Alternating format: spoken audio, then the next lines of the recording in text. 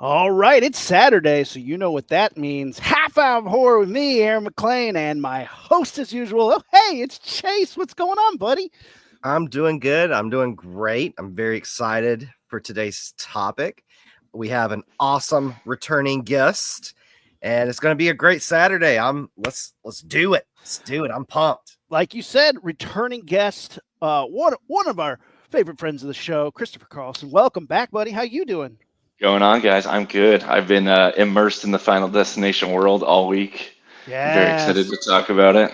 It is. Besides the new one, I haven't seen the new one yet. So you're gearing up. I mean, it's the weekend. you have a chance. Getting rave reviews. Chase, you saw it. I did, and if you go on my letterbox at Oh Hey It's Chase, you could see my review. 5 stars. I gave 5 out of 5 stars, the highest out of any of the Final Destination. Oh, really? Wow. And if you look at my list on my 2025 rankings list, I currently have it sitting. So far, my favorite films of 2025 is currently sitting at number 2, right behind Sinners. So yeah, okay, really good. Right. When I saw the trailer for this, I'm always excited for a Final Destination film. Always. The trailer was too slick to me, and I was like, "Oh no, is it just going to be like what's it going to be?" It gave away nothing, and it did everything like trailers do these days, which is like show too much of the stuff that I'm like, I don't want to see. I don't want to know everything that's going to happen. Yeah. So it turned me off really quick. It's the Blumhouse problem. Yeah, like the trailer turned me off in a way that like I know I should have been excited by it, but the whole time I was like, no, don't spoil anything. And like, I already don't want to know that they're at the Space Needle. Like there was so much about it that I was like, don't do that. And I didn't even know that. Oh, it's on the poster. Sorry. If you want. I don't watch trailers because if you work in the film industry, you can kind of figure out things so easily if you know what you're looking for. So yeah, you almost can't watch trailers, which is tough because I love trailers as an art form, but they've gotten really, I don't know, we've gotten to a weird place with trailers where they're just like, here's the movie, come see it, huh? And you're like, no, don't do that to me, please. It's that TikTok generation. Yeah. Let me tell they you, need all that info. One of the most annoying ones from last year was the Speak No Evil remake trailer that played before. Yeah. Oh my God. Okay, we're at 3 minutes 20. That played before, I can curse now. That played before every fucking movie that I went to go see. Yeah. From early May all the way till the movie came out. The movie's actually pretty decent, but I could not escape that trailer. Like I even specifically okay, maybe I'm just gonna go sneak out during this trailer, wait in line, go get a drink, maybe just use the restroom real quick, maybe I'll miss it. I'd come back, bam, that trailer would start playing. I was like, God damn it. Was so bad. Oh my gosh. Well, I'm really excited. I definitely want to see it. Like this franchise has been so consistent. Even the worst movies have something that's kind of fun about them. Oh my God, yeah. Yeah, the Final Destination. Boo. What a great series. We start off Final Destination, Flight 180, obviously. Devon Sawa in his greatest, what a great character from that era. Like he just is. Yeah. He just is. I would say late 90s, early 2000s, that hair of just like, I just got out of bed and rubbed some crap in my hair. Like that look. I love me some Devon Sawa. Ali Larter, again, another like staple of this era. Sean William Scott. Right. They're in so many movies. Stifler. I think it's pre-American Pie. Is it? I think so. This role. Or it came out or it was right after. I think it might. Maybe it was filmed time. Yeah. American Pie. He didn't have that persona. American Pie came out in 1999, and then Final Destination is 2000. I don't know at what point we saw them, but apparently it just come out. All these people are in so many movies, and some of them are in multiple movies together. I mix them all up. I confuse these movies with the Saw movies often, just because it's like especially in the later ones, you're like, when who's in a mall getting caught in what meat grinder? I can't remember. Yeah, Final Destination 3D and Saw 3D coming out in the same year just become a Yeah. mark in my brain. So getting to revisit this series was great. Yeah, the first movie, they get on a plane to go to France, and Devon Sawa's like, "No, get off this plane." He has the premonition. Said Freaks out. Yeah, spectacular plane crash sequence. He freaks out, gets off the plane, and then the rest of the movie, they're stalked by death in spectacular ways. And it's this Rube Goldberg of situations. Yeah. It's like this happens, and it's not what you think it's going to be. Is brilliant, and this movie does a great job setting it up. I love that it cuts out the middleman of a slasher film. They're like, we don't need a guy in a mask, we just need bitchin' kills. For you guys, where does this movie land? Is this peak, or is this like just a taste? How do you feel about this first installation? Chris, I'm gonna let you go first. The first one, I don't know if I'll bring this up, but apparently it was supposed to be an X-Files episode that got scrapped, and then the writer, whatever his name is, I think Jeffrey something. Jeffrey Reddick. There you go. He rewrote it because James Wong was like, "Hey, this is a really good idea. Like, you should actually try to do something with it." And they rewrote it. He rewrote it into Final Destination. And then James Wong, who's from X-Files, directed it, and it's you can feel that essence about it. Like, it's really cinematic. It takes its time. It's not like, as we'll get there into the schlock. It's not schlocky. It's like it's fun. It's creative. It feels real. It feels like this is a real thing that could happen. It's not as like outlandish as what we get to. And that's what I really like about the first one. I don't think it's the best movie out of all of them, in my opinion. Yeah. But I think it's just really like, you feel the world's built really well. Like, it feels like this. There's so many little things to notice when you rewatch it a second time.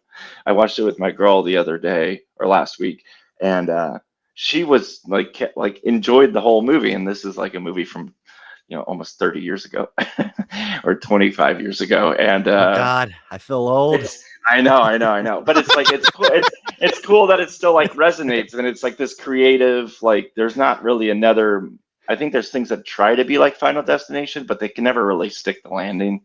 And this movie really, the first one is like, it's fun. It's like really enjoyable to watch. Later installations of Final Destination try to be Final Destination. I know. The landing.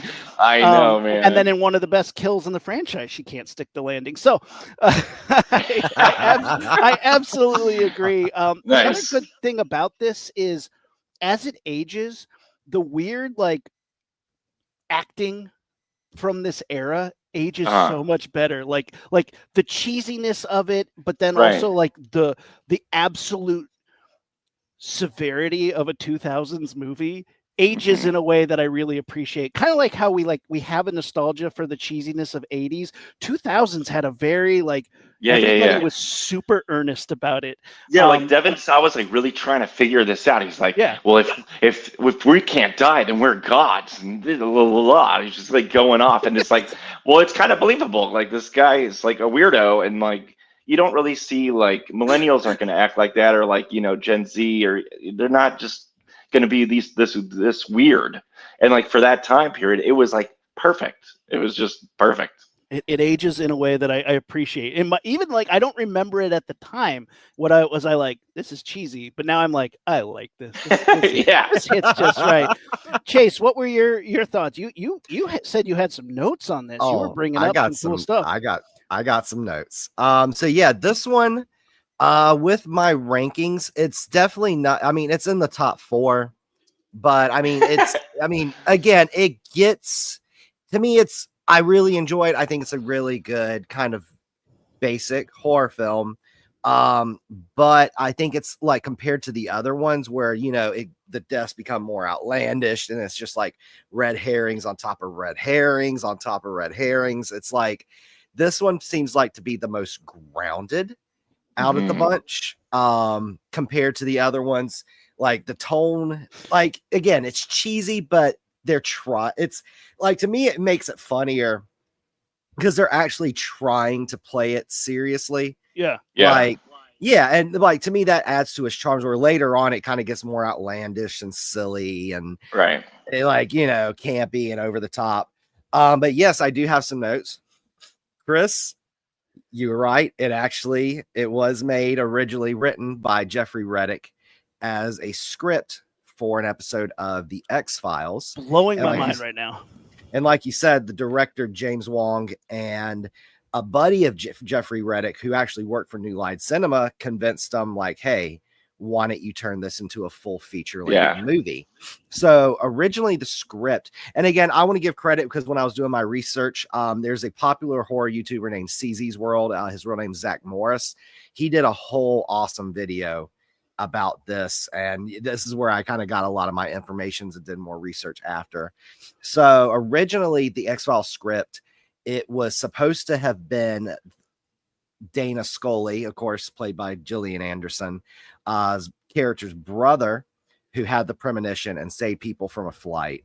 So then when he wrote the script and submitted it to New Line Cinema in 1997, it was originally written as all adult characters, but New Line Cinema suggested, hey, listen, right now Scream's really popular. Right. I know it's, this is the era of the teen slashers. They made him revise the script, and it was supposed to have, so they changed it to teenage characters to kind of capitalize on that kind of youth teen slasher, teen horror craze that was real big around the mid to late 90s. Mm-hmm.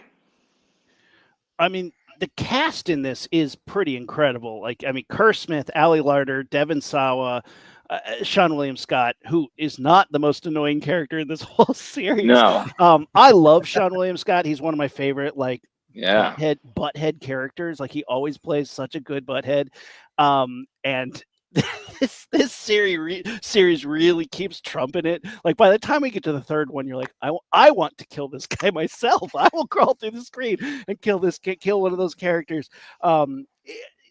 It's great. It's great. The deaths in this, while not as over the top as We Become, they are very well done. I mean, Yeah.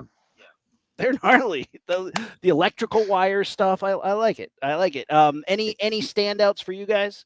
I was actually going to say, when we review each movie, I want to go around and ask everybody, what's your favorite deaths in each of these movies? So I'll let Chris, what's yours? I want to see if ours match up. I mean, I like that they're more rooted in like reality and not like the crazy nonsense that happens, as we'll get to.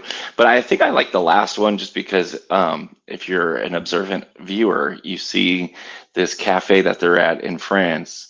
When the sign comes down to, I'm not going to spoil who's dying, but someone dies and they get hit by a sign, and you could see that like the cafe in reverse, it says 180, which is the flight of the number of the flight, which is like this. These movies are known for all these little Easter eggs and clues. If you're really looking for it, there are so many. It's insane of like how these people are going to die or what they're referencing or who they're referencing and all that stuff. So I really like the last one just because it ends. It's just such a 90s way to end things too, or like early 2000s. It's like a bam right at the end, and you go out of the theater going, "Oh, that was so cool!" Like that last kill, which is just. I think almost all of these have something like that, where it just like ends on like this death of absurdity. One of them gets really cheesy and like rolls right into like the X-ray when the bus runs through the cafe. Yeah, number four. Yeah. Oh. My favorite. Number 4 is the best. Oh no. I'm kidding. Chase, you have which one's your favorite? I got with this movie. Yeah. With the first one, I'm stuck between two because again, we don't get the over the top deaths like we do in the other ones. But I really like, and I am gonna do a little mild spoiler. The girl getting smashed by the bus just because it was so unexpected and just so sudden. Especially for that time, it was definitely like I think everyone kind of knows that now. That bus killing scene is just because it was so just jarring back. I don't think there's really anything like that back then. Yeah, and then also I really like Stifler's death. The Oh, yeah. because that one kind of gets into the more drawn out territory because the guy's driving, then his Mhm. car breaks down on the train. Right. A train's coming, then his seatbelt gets stuck. Then they say, and then they're like, "Oh, we're okay," and then it's just a metal scrap that Out of was on the nowhere. rail tracks, just chops half of his head off. Oh, it's Like, good. Yeah, it's really so good. great. It's a good kill. I like that one, and then the plane sequence is really well Yeah. done. Oh yeah. But what's of course. amazing is, at the time it was really well done. When we get to the fifth one, they revisit it and up the ante of it exponentially. But we'll get to Yeah. that one. For me, it's the first burning alive. You're like, no, whoa, that is barbecue cooking. I'm always impressed with a good burning alive scene. This movie does a really good job. The fifth one does a really good job. Movies like Silent Hill have really good burning alive moments. It's Yeah. hard to do, and when Mm. people pull it off well, I go, hats off to you, because flesh and fire don't mix. It's not something you can just shoot practically. You have to figure out a way No. to marry the elements. So when done well, I'm always impressed. Izzy mentioned another. I mean, this one is full of pretty solid ones, but the shower kill, the strangulation. Ooh, Yeah. that one makes me hurt. Yeah, it does. Right? You're like, ooh. That one's so uncomfortable. Ugh. They knew they had a hit on their hands, though, and Final Destination 2 came pretty quickly in 2003, 3 years later, and this is somehow up the ante and is better. Most of the time, sequels kind of take a gentle slope down. This one, I actually, I think, is better than the first movie. The kills are better. I think the characters are more interesting. The plot is weirder because they're like Very weird. death's going backwards, and you're like, all right, whatever. If a baby's born, it resets Yeah, the cycle. we need new life Yeah. to like cancel out the death. I mean, it is absolutely ludicrous. But as far as the characters go, as far as the what we have happening, I love Final Destination 2 is probably, I don't know, it's hard to say, between 2 and 5, 2 and 5. I can't tell which one's my favorite, but 2 starts with the infamous logging truck. So infamous Yeah. that the new movie is doing ad campaigns by slapping a good. logging truck on the back So of it. good. I cannot believe that. When I saw that, I was like, this is perfect advertising. Perfect. Yes. I blame this movie. I am terrified of driving on our highways. Like anytime I have to get on a highway, I'm like white knuckling the steering wheel, and I'm just like, Yeah, I'm it's, just so it's like terrified. it did what highways did to the ocean with Jaws. Like Yeah. after Jaws, people didn't want to go swimming. Yep. Like I think there's so many people that drive behind trucks that always like, even if they haven't even seen this movie, they know this scene. They're just like, fuck that. I am getting out of this truck's way. People think that it was a real thing, not knowing that's from this movie. Like this movie has Yeah. literally created you see a logging truck, you back off, you move away. It is a spectacular sequence, almost all practical. It is out of control, and what a way to start off a movie. The characters that this poor girl or main character are with, it's funny because she gets in the car, they're going on a road trip, and she's in the car with 3 other people who are awful. They suck terrible. so bad, and it tricked me because I'm like, oh no, movie, are these going to be my main characters? I don't know if I can stand these guys for a whole movie. They are terrible actors. They're just so annoying. and Terribly douchey. written characters. Yeah, they're really bad. And we get the premonition of this spectacular explosion, all these people dying, and then you're like, no, these are the main characters. She gets out of the car, and then the truck kills her 3 friends. Damn. It's like, you got me so good. But she blocks the intersection or the on-ramp so all these other people can't get on, and she saves them. And that's what sets off our movie. One of them is the voice of Kratos for the God of War video games. And I'm like, yeah, he's a very bizarrely I don't know. The character of the English teacher who plays the voice of Kratos is kind of a funny, like, he's like out of time.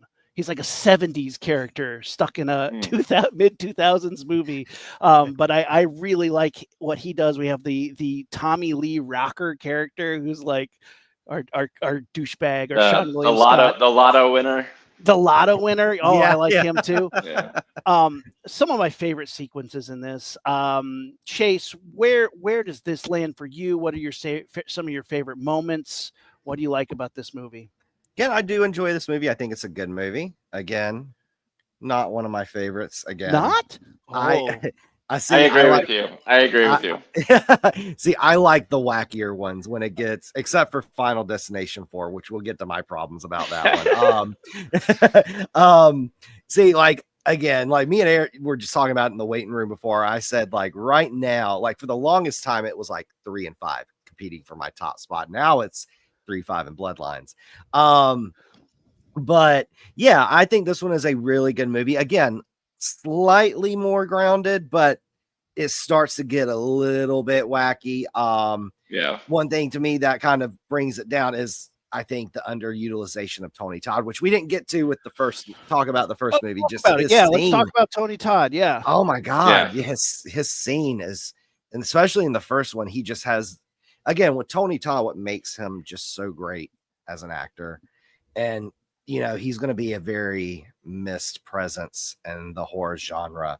It's just, he had this such unique, deep voice that just kind of like drew you in. And he had this like, you know, commanding presence, this 6'5" and like 6'5" well-built man with this just deep, commanding voice. Like, just his scene in the first one where he's explaining the rules is like, there's no escape from death, there's no accidents, everything's by design. While he's like taking care of Todd, Alex's best friend, like literally is just there. It's like, how would you ever let this happen? He's always a commanding presence. He steals the scene in anything he's in. It's like, if you're an actor and Tony Todd shows up, you're just like, oh no, he's gonna steal the scene. Oh, I might as well just give it to him. He's amazing. I think he's super out of place in these movies in the first few, because they're not Dracula films. And suddenly this ghoul shows up who's like, Mwahahaha.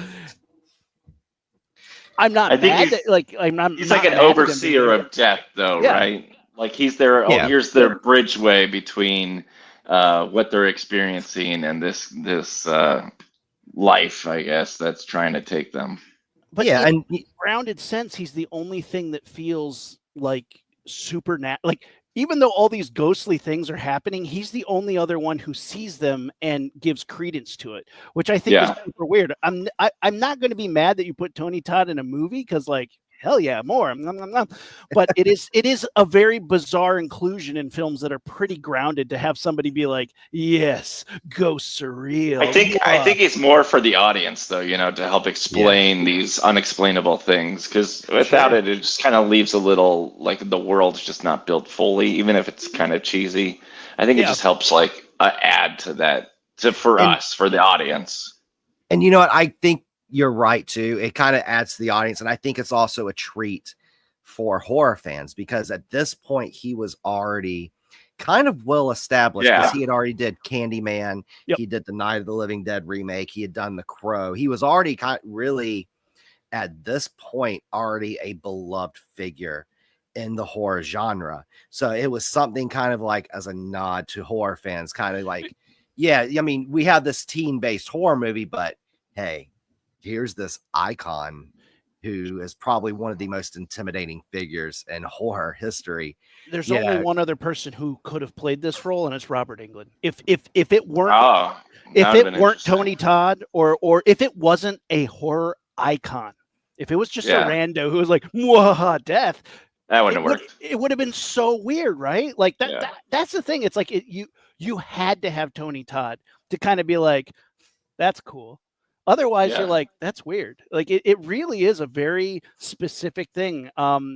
Well, if you look up, Aaron, if you look up just like the cast from all these movies, like Yeah. the characters' last names are all in reference to horror, like icons throughout the history. Like Todd from the first movie, his last name is Browning, which is a reference to a old like horror filmmaker back in the day. I mean, Like there's the Carpenter, there's like I can't remember all of them, but if you just go through, like you'll literally see all these last names. A Hitchcock, there's a Hitchcock You're in one right. of these movies.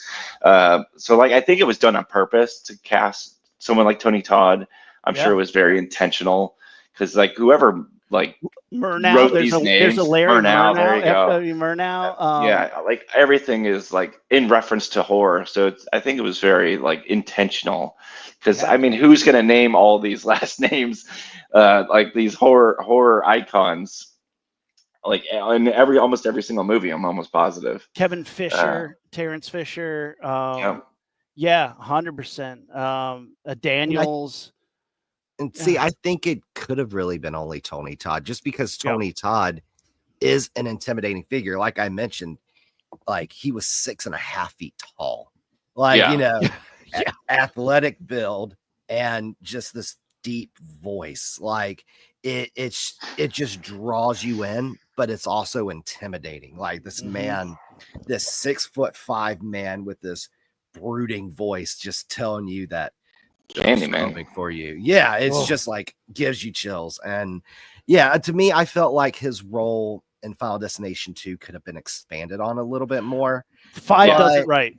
We don't get his. They don't know what to do with him until 5. But in 1 and 2, you get these little yummy nuggets that are great. But like 5 is when they're like, here's an actual character, and he's going to show up and explain things and be in it more than once. Like they finally get good. They finally give him justice in 5 and give him a real role. Right. And again, like I said, 2 is a little bit more grounded compared to what we would get later on, but it still has some really cool deaths in it. Like, again, you have the highway pile up, which is probably to me the best premonition in the entire franchise, just how drawn out it is. Again, like you mentioned, Aaron, it's all practically and it's just amazing. And people my age are now scared of driving on highways because of it. And again, it also you have Clear Rivers back from the original Ali Larter. God, the worst. I can't stand her in this movie. So angsty. She's so angsty. Yes. But and she's in that insane asylum, and they my God. and then she's like, "I'm gonna leave to go help these people." Yeah, like, she rips off her bracelet. Like, okay, I'm free now. All right, whatever. Dude. Yeah, overall, I think it's a pretty decent film. But again, I think for me, later on, it would get kind of like the later movies is what we would become. Like when we think of Final Destination, like some of the more crazier scenes and the crazier deaths, to me the later films are where like it really kind of comes into its own. It's true, but we have to get to the third one next, which you really like. Whoa, what do you got? Nuggets, drop one. Death in the second one. Favorite death. Chris, let's start with you. Yeah, go for it, Chris. Favorite death in the second one. Oh man, I mean, I think the kid getting smashed by that window is amazing. That's the one. It's so just like it was. I was just watching that with my girl. She's never seen any of these movies, so it's really fun watching it with someone who's never seen any of these. Like she doesn't even really understand horror yet. It's just really fun to watch this with someone so fresh. And she was just like, "Oh my God!" Like it was just so shocking because you're like, okay, well, what's going to happen to these pigeons? And the stupid kid jumps at the pigeons and then just smash, man. And that was like one of the first really good, like out of nowhere, just bam, like, oh, it's so good. And the way you see his body just fold, it's just crumples. It's really, really good. I really like, I don't think the second movie is that great. It's so angsty. I think the acting's kind of whatever, but the deaths are really good. I think it's the sweet spot before we get into the crazy outlandishness. I really like the deaths in the third movie too, but I think this is like it's gory enough, but not too gory, and it's not like as subdued as the first movie where those were more like normalish This deaths, is a just kind of lot. freak accidents. This is a lot gorier than the first one. Yeah, Like, this is where yeah. they amp up the gore. Uh-huh. I like that. That's what I like about the second movie. The thing about that window smash sequence is we had an entire scene in the dentist where you're like, he's gonna die in that dentist chair. Yeah. I'm like, he almost chokes so to much death. anxiety. Yes, that's what I like about this one, though, is it really drew things out where you're like, that's how they're gonna die. Nope. Oh no, that's how they. Like my favorite one. The window kill is my favorite, but I need to bring up the Firebird guy who has his hand stuck inside the kitchen disposal, and he's like, I'm stuck. And you're like, oh my god, because every time I have to reach down inside one of those things to like. They're terrible. They shouldn't exist. But every time they get clogged up, which they always do, I like stick my hand in there and I hate it because it's gross and I'm a germaphobe about it. And then you're looking right at the thing that you're like, don't press that. Whatever happens, don't press the thing on the wall, the light switch that's right next to for some reason is right next to the real light switch that you're like, which one is it? And then I fucking hate it. Oh my god, yeah, it's anxiety inducing. This movie has caused multiple, like we all talk about the log, but I need to talk about the dish, the garbage disposal in your sink is another one that these movies have ruined for me. Just like when I'm looking at it, I'm like, my hand's gonna, but nobody's hand gets cut off. But it has ruined it for me because that anxiety, his kitchen catches on fire and he climbs out the window and then slips on the spaghetti he tossed on out the spaghetti. there. It's so good. Ladder to the eye. That is my multiple times these sequences just get better and better, and I love this one for that. Chase, what's yours? I'm gonna second Chris. The glass kill. That one's awesome. So good. And like again, it's just his body just going like Yeah. I'm gonna give an honorary mention to the barbed wire fence kill. Where there was an explosion and then Rory gets like sliced in 3. He gets triple or 4. He gets sliced in 4. That was awesome. Yeah, 100%.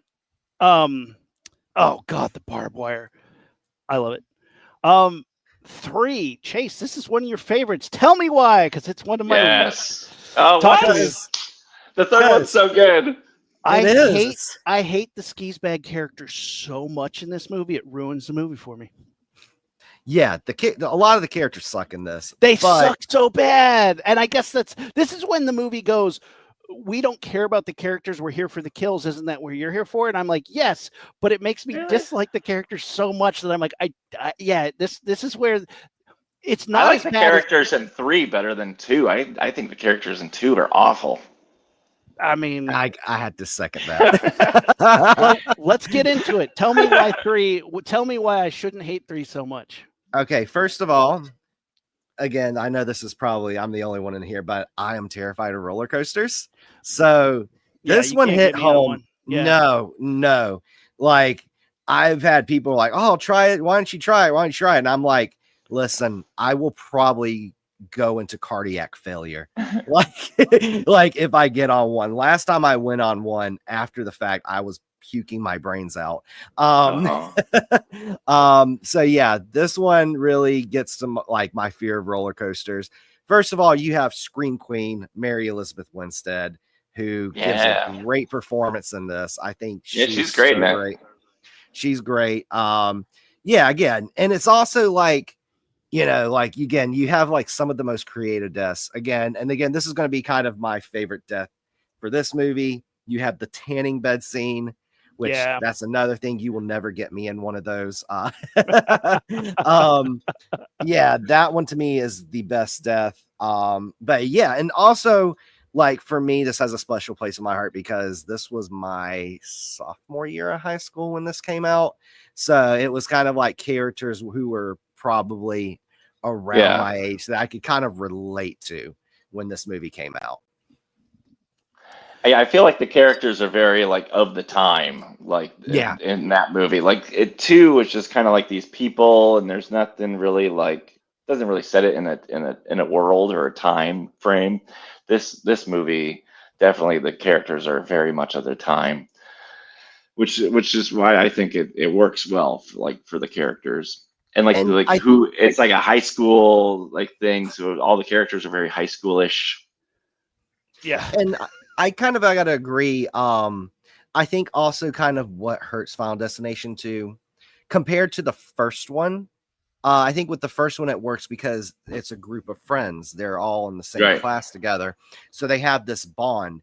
Like with the second one, these people's bond don't really make sense to me. Yeah. And it's because we're buddies now because we were supposed to get smashed my semi trucks in a highway pile up. So now we're best friends and we're gonna survive together. This one kind of goes back to that making sense. They're all getting ready to graduate high school, and they are already friends. They already all know each other, and it's kind of like the tragedy that like seeing their friends get killed in this roller coaster kind of brings them even closer. And now they're like, oh, now we have to survive. The only negative thing I have to say is Tony Todd's not physically in it. He does have two voice cameos, one at the beginning of the movie as the devil animatronic in front of the roller coaster, that scene in the premonition, and at the very end as the train conductor and the speaker, which is awesome. I will take any Tony Todd I can get, but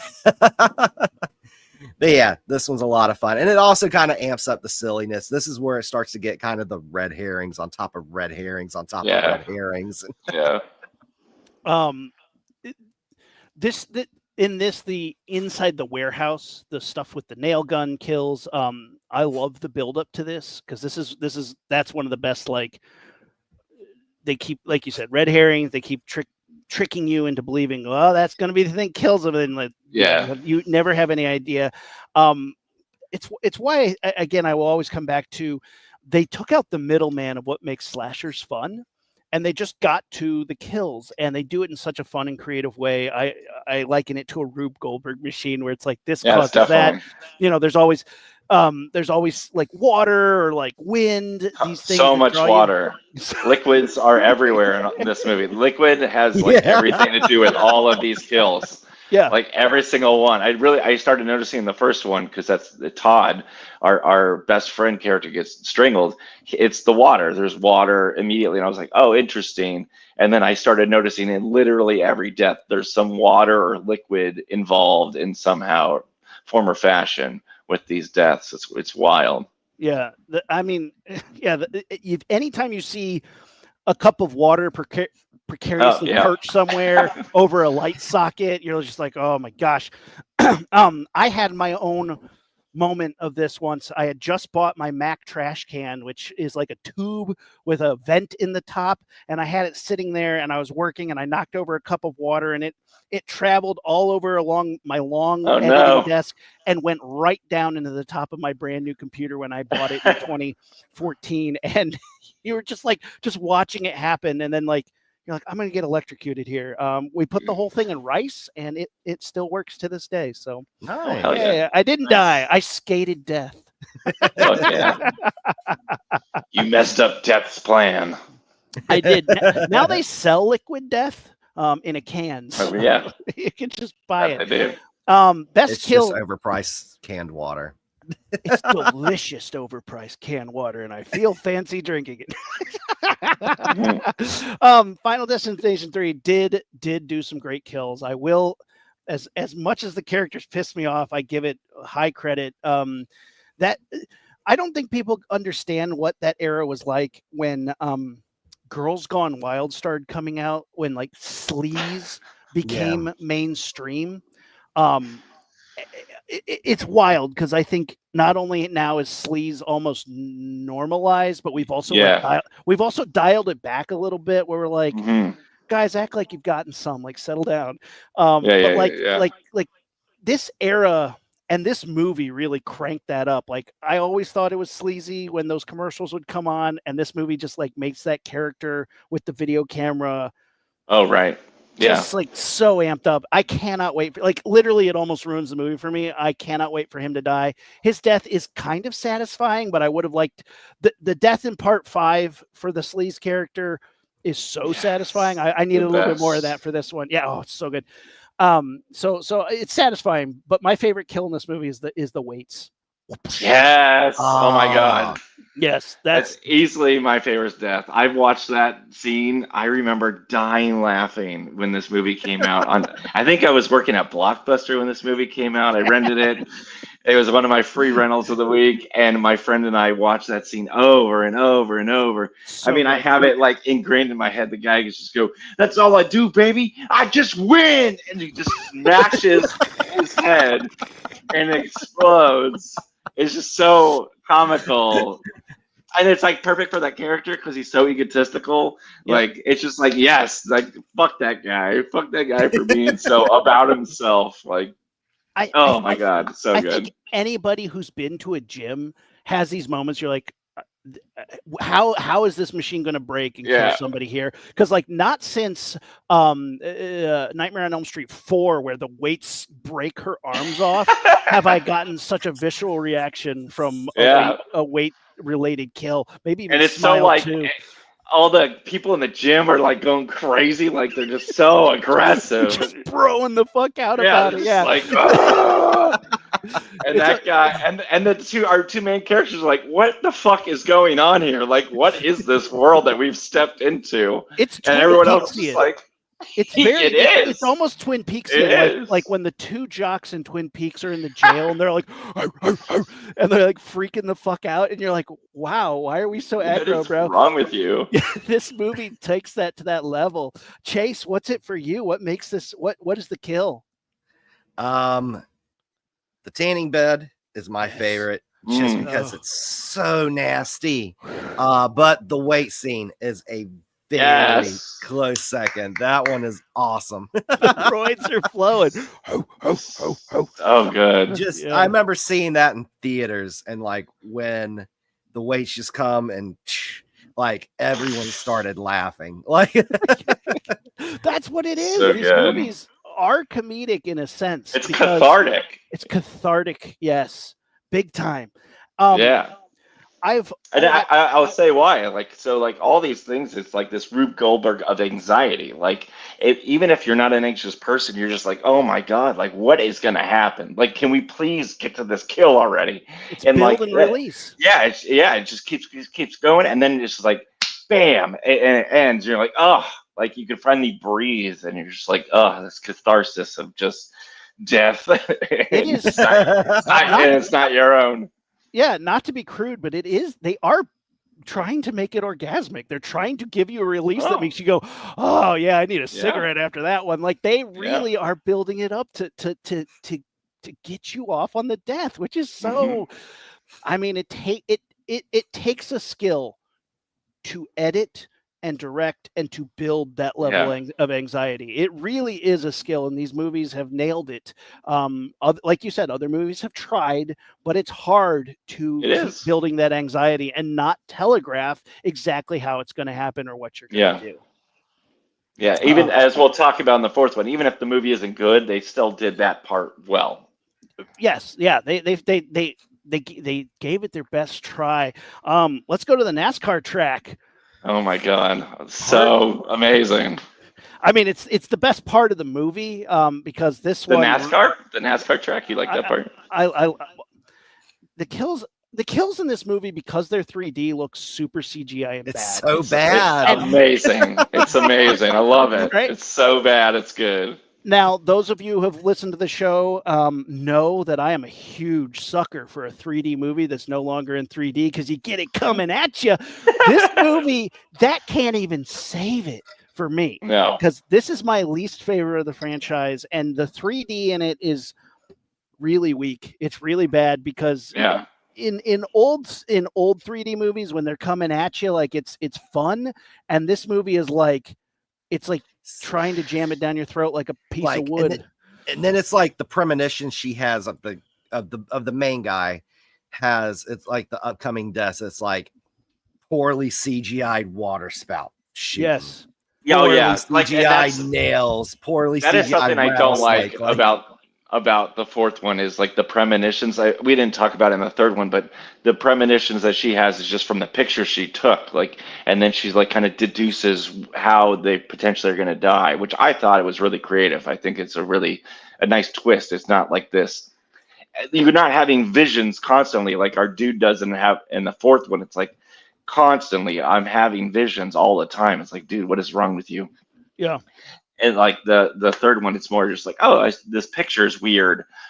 Oh, and he died like that. And then she's like, goes with it. But her fourth one is just, and the CGI is just, I feel like that's probably why they did it, is they had all the CGI money they could use. They're like, what if they make the premonitions like in his mind, all these CGI things and blah, blah, blah. And it's sad Okay. because they shot a bunch of cool practical stuff, and then Yeah. because of the 3D, couldn't figure out how to integrate. Like, because I have done 3D, I've worked in CGI, that's my job. I can tell exactly what happened. On the DVD of this, there's some great behind the scenes of like, and on YouTube, there's great behind the scenes showing all the practical stuff that they shot. And then they got it into post, and then they go, cool, we shot it. How do we make this 3D? And they couldn't figure it out. So they put a bunch of shitty CGI on top of it. And like, that's because like they had miniatures for the cars crashing. They had full-size cars. They literally slingshotted a giant engine at a dummy. And it all looked like, you're like, oh, that's going to be really cool. But then they get to post, and they're like, we're trying to make the 3D aspect of it look good. And like, we don't know how to composite in 3D. We have to do all this roto. We have to do all this CGI. And they just like crappy CGI the shit out of it. In And the 3D, thing was- it didn't look that bad. But now we live in a time. Oh where, yeah, it like, looks awful. Yeah, it just looks awful. It looks the looks thing- like fucking Sharknado shit. Like it Yeah. looks like Oh, and which I find hilarious. Like it's that I like stopped judging it and trying to make it into the Final Destination movies. I'm like, this movie's just terrible. Yeah. But that's amazing. That's why it's so good. It's just so bad. I think though with Sharknado, you expect shit. Right, like right, that. right, right. But with Yeah. the Final Destination film, because like Sharknado, those are just thrown on the Sci-Fi Channel. Like with Final Destination, like they're releasing that theatrically. It's done by a major studio. Yeah. You expect some kind of quality, and we're not That's not getting what we that got. quality. no. Yeah. At all. In any aspect of this film. It's bad all around. It almost didn't go far enough. Like if it was cheesier, you might have been able to flip that script. If the kills were better and the CGI was better, you might have been able to there's somewhere you could have salvaged it, and none of them go far enough. So it just like lands in the middle. It doesn't even have that many kills.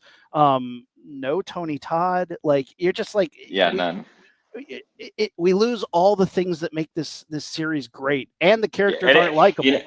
And it's directed by the same guy who directed the second one, and like that's where I feel a lot of the problems are. Yeah. Well, this one even slid down the rabbit hole even further, like shitty characters and see the only. Oh my god, the worst character out of every movie is a fucking racist piece of shit, dude. Like it's just so aggressive. Like we really needed someone like that in the movie. Yeah. Worse than the Girls Gone Wild guy. Sorry, Chase, cut you off. Oh no, you're good. Like though the best character in this is the security guard, George. Yeah. I think he's the best character in the whole movie. Yeah. But they kill him off, and I'm like, damn, like you kill him off twice. You could have kept him. Like there is a scene though that is unintentionally hilarious.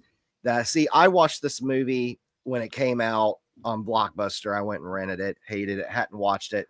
When me and my partner were doing a Final Destination franchise rewatch, when we got to this one, I forgot about the scene, and when it happened, both me and him just start busting out laughing. There's a scene where George is kind of like, you know what, I'm gonna die, because George's character, his wife and his child died from a car accident that he caused because of a DUI accident.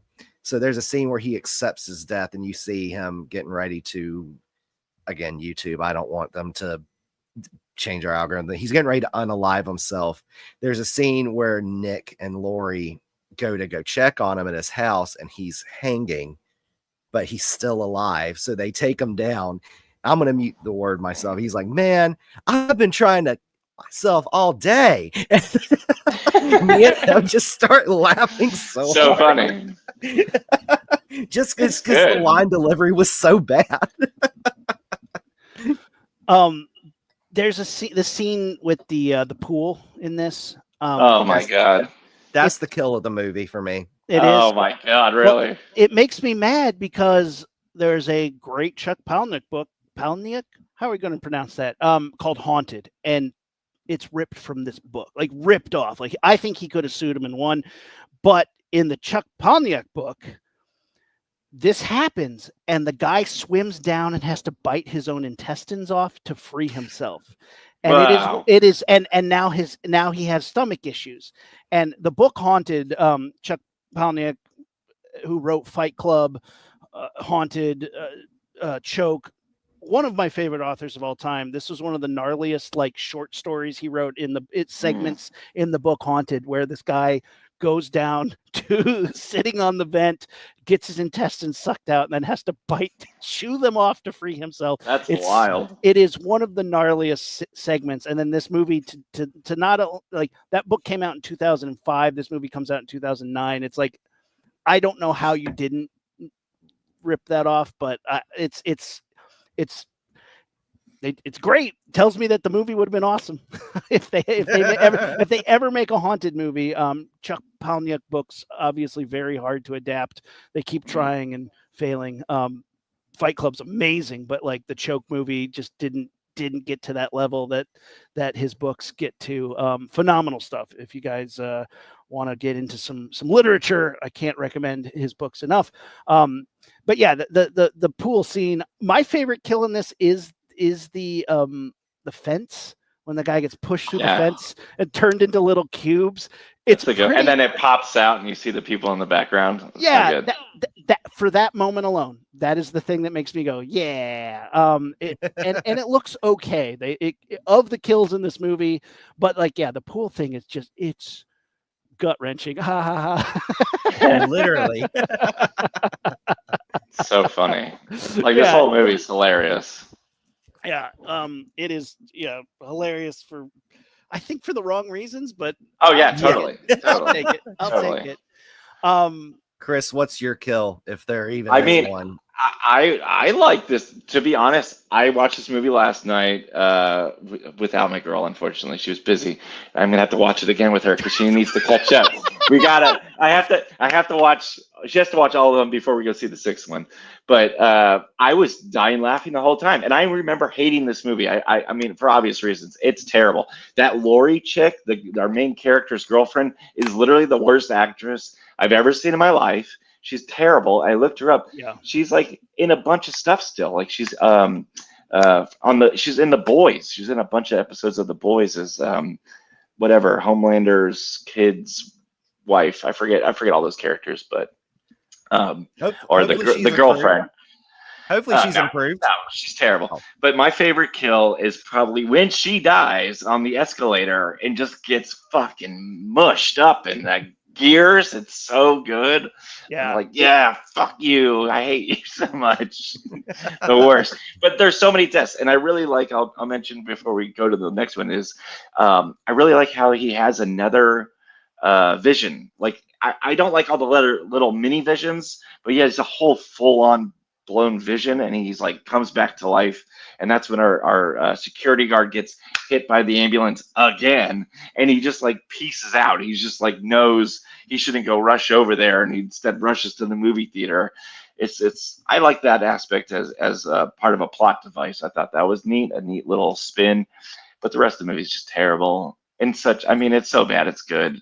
If you watch this movie, you'll probably have a really good time. Yeah. We're lucky that it didn't kill the franchise though, because it almost did. It really was close to being like, well, that's it. But it still did well in theaters though. Yeah, it's the highest grossing one in theaters.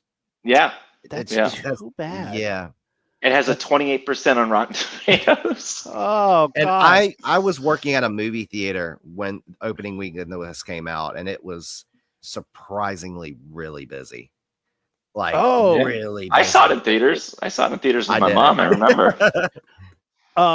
so Final Destination comes out. When we did our Saw franchise, I said that I got fired off the set of Saw 3D. It was not Saw 3D. It was Final Destination 5, because watching it again this week, it triggered the memory of them breaking the glass.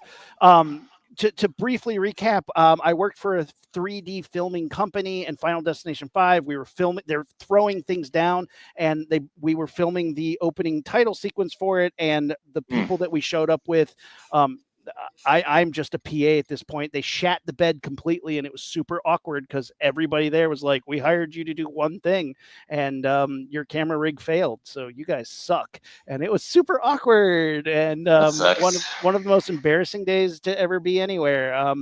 But like I said, I just went and sat on the truck and was very embarrassed. But the movie came out, and it was rad. Best kills, best Tony Todds. Yeah. Big budget. Holy cow. Let's get into it. Where do we start? Chris, what is a highlight for you? How are the characters in this one? How do you feel that the characters? I like most of the characters except for our main character. I think if you actually I watched again this last night, and his eyes, he has something's about his eyes is that psychotic eyes. Something's wrong with this guy. Never blinked. No, he's just so weird, and everyone else is cool in the movie. I really like his friend that goes off the deep end. I thought that was a really interesting take, that we kind of finally had a villain. And everyone seems really normal-ish. Yes. Except for our Peasebag character, who's a complete piece of shit. And I like that we have a piece of shit character that we root for his death. Yes. I think that's fun, and it's not done in the fourth movie. The guy is a complete piece of shit, racist, and you can't even root for his death. You just want to see him die, which is different. It's a different feeling. This balanced. It showed why you need a piece of shit to root for, but it showed how much of a piece of shit they could be. Right. You need that balance, and I love you brought it up. This has a villain who's not just death. The Tom Cruise, poor man's Tom Cruise, who has literally played Tom Cruise in other movies, one of those parody movies. Yes. He's bizarre to watch because you keep getting flashes of him being either Tom Cruise or in a different movie. And it's funny because he's played Jason Bateman in a parody music video. He's played Tom Cruise in parody movies. He is such that guy handsome actor. Yeah. Kind of confusing. He's great in this movie. The main character also is a poor man's every other 90s Devon Sawa character wrapped into one, and he looks like the guy from the fourth movie. Bingo. It's it's just he's not bad to look at, though. I mean, it's just weird casting.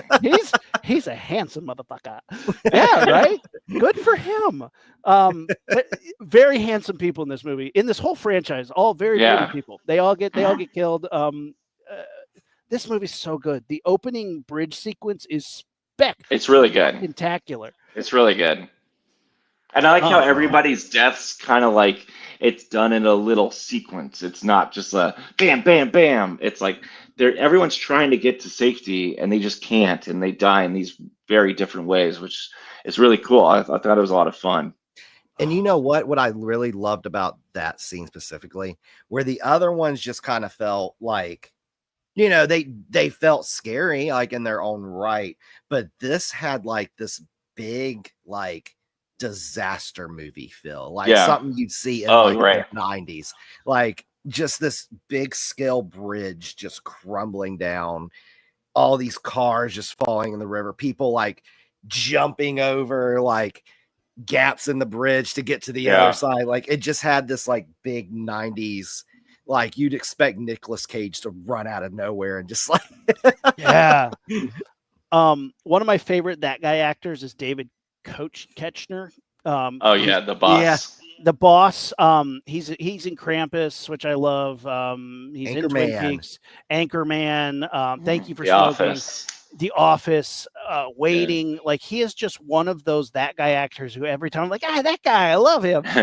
Him getting killed in the opening sequence with the hot tar falling on him. Oh yeah. Incredible. And then his death later in the movie, which starts out not spectacular. It's kind of, he gets hit with the wrench spanner, it hits him in the face, and he falls down. You're like, wait, that's it? And then they cut to seeing the They wrench. show the aftermath where it's Yeah. like halfway in his head. It's so Yeah. cool. So good. And it's like that's smart, because they're like, you know what, we don't have a lot to spend on this kill, or like we don't want to dwell on this kill, but we'll give you the aftermath. And that payoff Yeah. builds in the way where you're almost disappointed. You're like, oh, and then like gotcha, and you're like, oh wow, Oh. oh, there it is. Oh, it is. Oh yeah, the Mothman, the bridge. Yeah. I would love to get into Mothman. They never made a good Mothman movie, but I love me some cryptids. I remember there was that shitty one with Richard Gere in the 90s. Yeah, Like, boo. Yeah, mega boo. The person getting impaled by a boat, like, just Oh yeah, right through the stomach. right through the stomach. This movie just time and time again impresses, and I love it. Oh God, the LASIK. Oh yeah. When it burns her eyeball and you see it, and she puts her hand, like Yeah. just absolutely, and then she falls out a window. That's how she dies. She slips on Yeah. a teddy bear eye, and then her eye pops out to mimic a teddy bear. Oh right, Like, that was so good. And then it gets run over. It gets run over and explodes. falls on a car, falling through a story, So several good. falls out a window several stories high. The villain aspect of it is great though. When Tony Todd's Mhm. like, you need to trade deaths, and this guy's like, let's go, I'm ready to murder. Yeah. Gets confusing though, but I'm not mad at it. I'm too Yeah. I'm too into the movie to care. yeah. Yeah. Again, you kind of finally get a not just an asshole character, but you get a villain. Like you finally get the franchise's kind of first villain in a movie, not just death coming for him, but like a man who's actively like an evil person. Like, and that's what I love about it. For me, the death in this movie is the gymnastics kill. That Yeah. that one's gnarly as hell, and I love it for every bit it is. Yeah, this one also you get the most Tony Todd Yes. in this Mhm. one. Because again, he has several scenes in this film, and each one is impactful and important. He's kind of the guide. He shows up during the funeral. He shows up as a coroner during one of the death scenes. It feels very 80s, like in the way you see him. And he's like way in the background. Our main character kind of sees him, and then like he turns and then looks again, like he's gone. It's like that happened a lot in the 80s, where like you're like, is that person here? Is they not here? And they eventually show up to give us all this information again, which is something they do in this movie, which is a lot of fun. Yeah, and again, I think this one, honestly, I would say up until the past film that just came out, I would say this was his best performance in any of the Final Destination films. I think that has been since topped by this new one. Which I'll go into why when we get around to it, and I'll do a quick spoiler for a review. But yeah, he just has this commanding presence, and it doesn't just feel like a glorified cameo. He actually feels like he has importance in this role. And again, we cannot talk about Final Destination 5 without the twist ending. So good. Holy So shit. good. Like If you haven't seen Final Destination 5, spoiler, let's do a Spoilers. spoiler warning. Oh, where's We'll my pop up the spoiler? spoiler warning. Boing. Oh yeah. It turns Yeah, out let's talk Final about it. Destination 5 is a secret prequel to Final Destination 1. Yes. But now that we care about the characters, it is brutal. It is so brutal. it's almost heartbreaking how gnarly really it is. sucks. Where you're screaming at the TV, you're like, no, they earned it. They earned to go to France together. They earned to be Yeah. together. And instead we watch them die on the plane in the plane again. And it ups the ante and brought all the technology that Yeah. the 10 years that we've had have built upon, and he burns alive in the plane. And again, an even more gnarly version. She gets sucked out and cut in half by the wing. It is Yeah. Fucking it's gnar. It's so sad. And you're just And like it's almost when you not a realize it though, victory. when you realize it, you're like, no fucking way. You gotta be fucking kidding me. Are you serious? Get the fuck Yeah. off the plane, dude.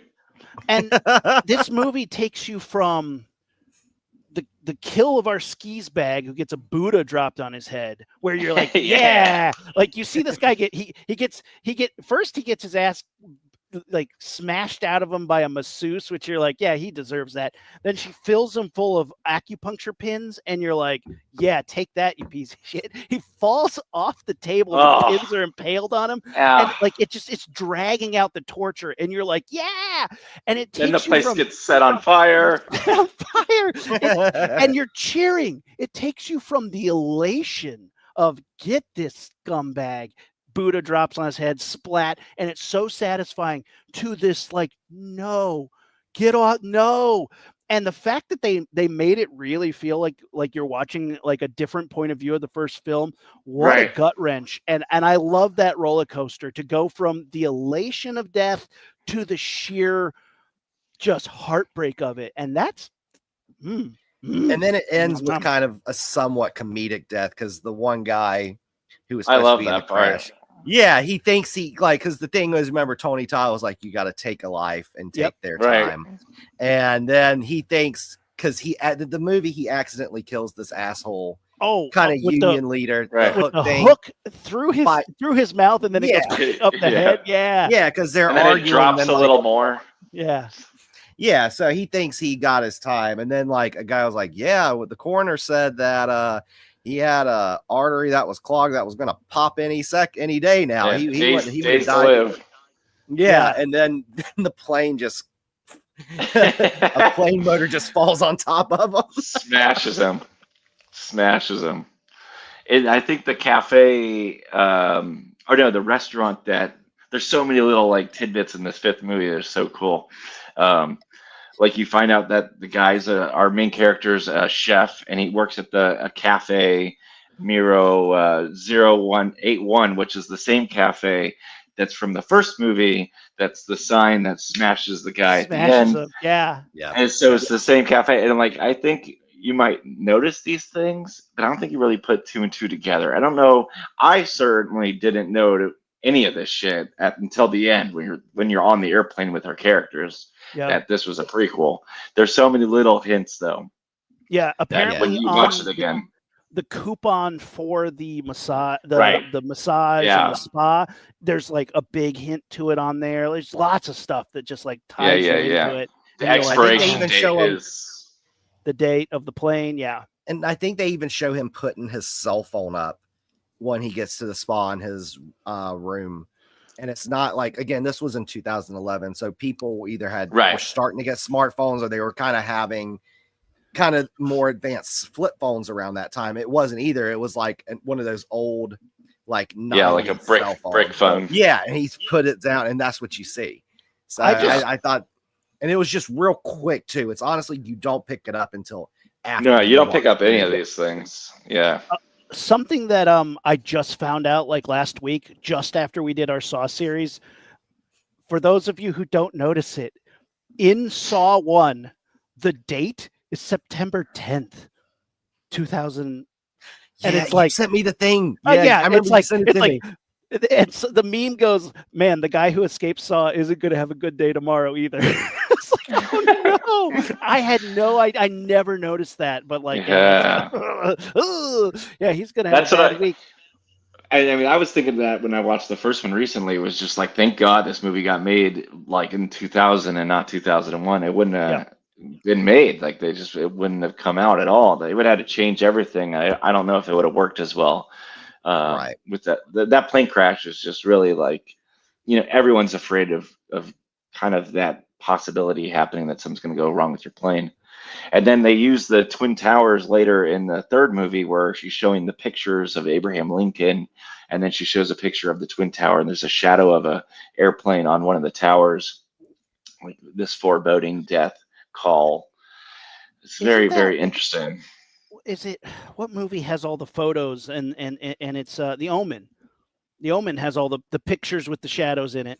And the shadow crossing the guy, and then the spear, the thing on the church falls and impales him, and the guy gets the glass through his head.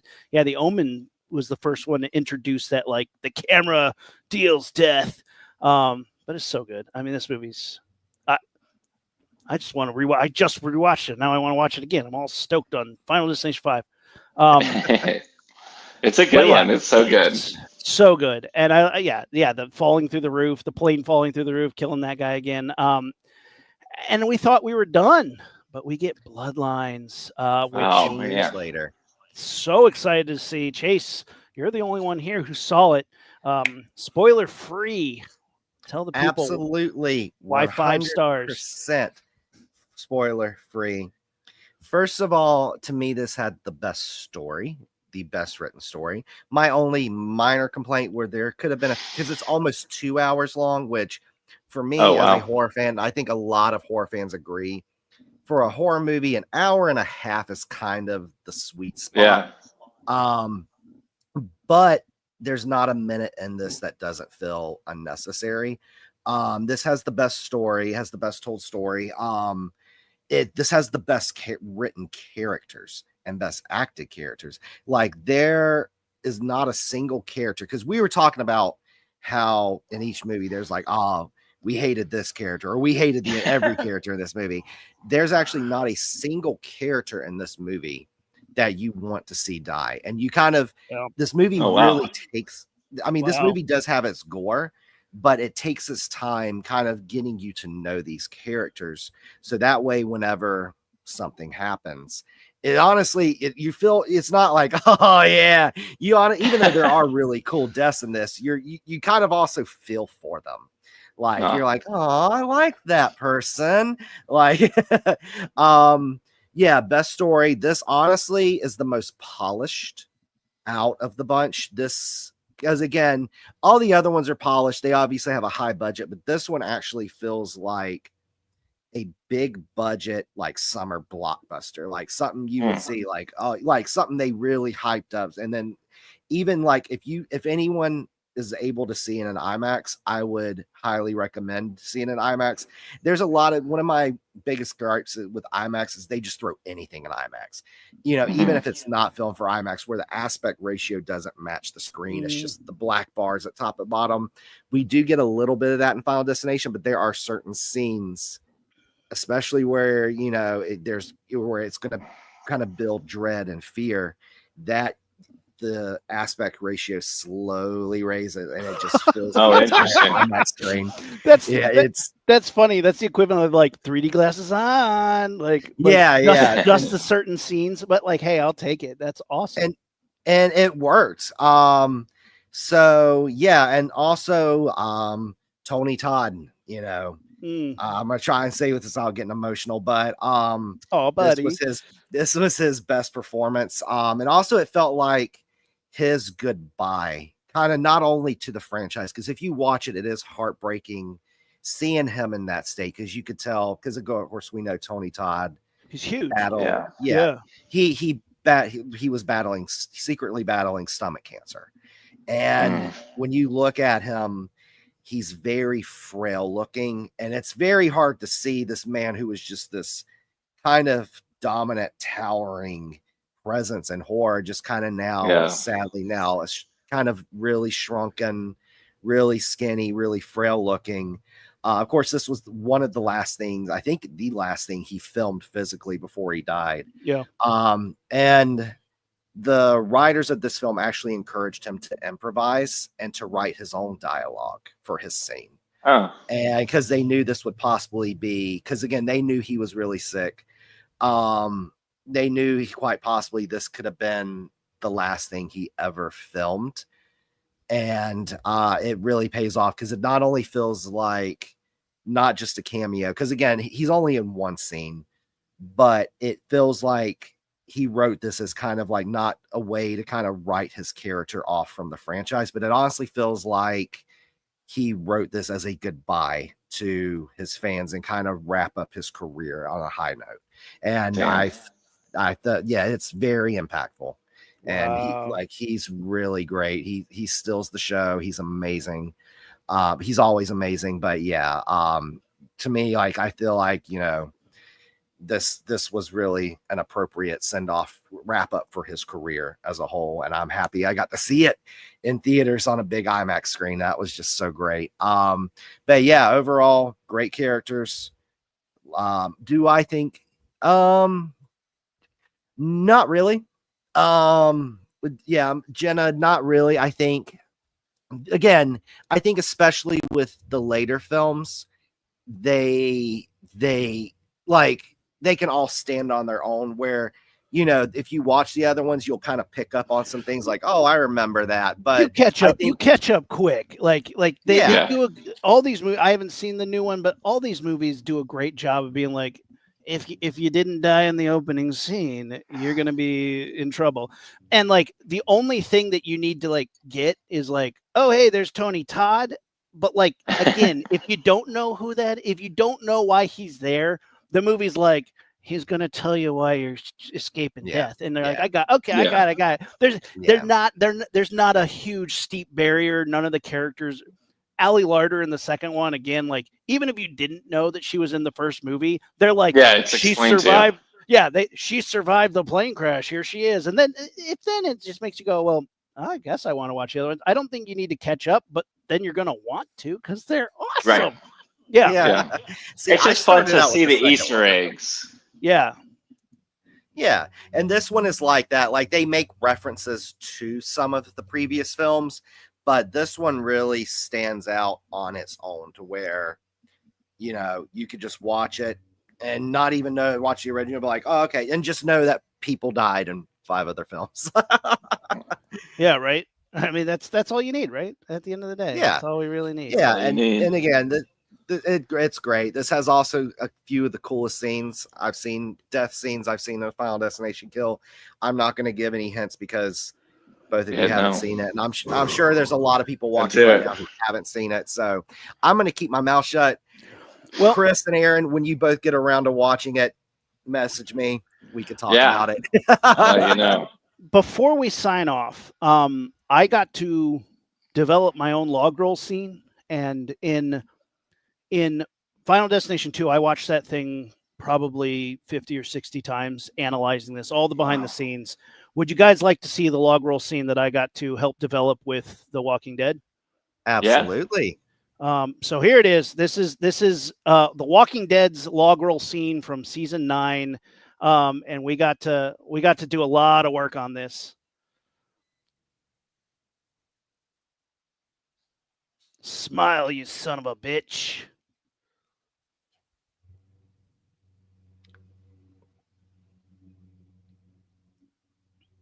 Oh.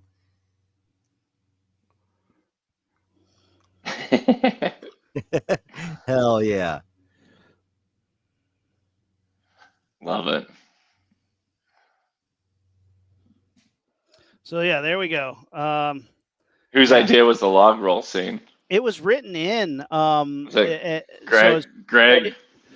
This was going to be probably Angela Kang or whoever wrote the script, one of the writers that year, and then they're like, it's going to be CGI, and they were like, well, we should do real logs rolling down the hill, and we tried it, and just like in the Final Destination 2 movie, real logs don't do what you want them to do. They just kind of go bump and then just kind of like stop.